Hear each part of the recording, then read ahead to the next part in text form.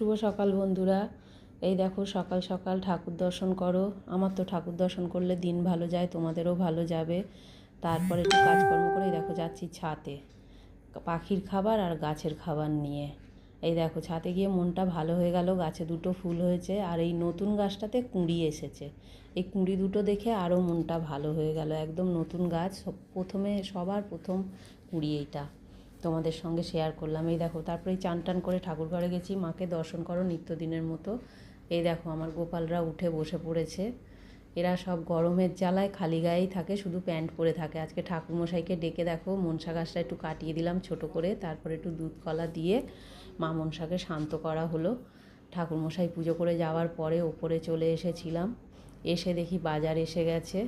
এই দেখো কাতলা মাছ আর এসেছে শাটিং মাছ, বাজারও এসেছে।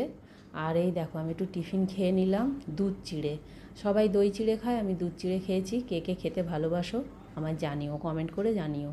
আর এই দেখো বাজার, আলু, চিচিঙ্গে, ঝিঙে আর বাঁধাকপি, করলা, টমেটো, আর এসেছে পটল, বেগুন, শসা, আর ঢ্যাঁড়সটা আমি প্যাকেট থেকে বের করিনি। এই যে ঢ্যাঁড়স, ধনেপাতা আর কাঁচা লঙ্কা আর লেবু। আজকে ধনেপাতাটা খুব টাটকা ছিল, একে ধরে আনতে বললে এ বেঁধে আনে। এই দেখো রান্না হয়ে গেছে দুপুরের ভাত, কাঁকরোল ভাজা, আর করেছি ওল সেদ্ধ।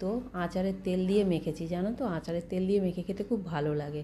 আর এই করেছি পেঁপে ঘন্ট, আলু দিয়ে চিংড়ি মাছ দিয়ে। বড় বড় করে কেটে করলে আমাদের কেউ খায় না, বিশেষ করে ছেলে তো খাবেই না। আর এই করেছি শাটিং মাছের ঝাল।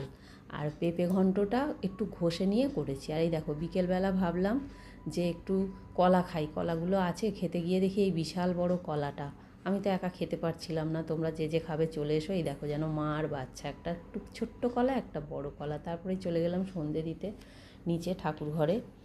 এই দেখো তোমাদেরকে বলেছি আমি যে কবার দর্শন করব মাকে তোমাদেরকেও করাবো। এই যে যথারীতি ধূপ ধুনো প্রদীপ জ্বালিয়ে সন্ধে দিয়ে তারপরে উপরে এসে রান্না করেছি রাতের রান্না। এই যে আলু পুতলি ভাজা, ডাল আর ঝিঙে দিয়ে আলু দিয়ে মাছ দিয়ে ঝোল।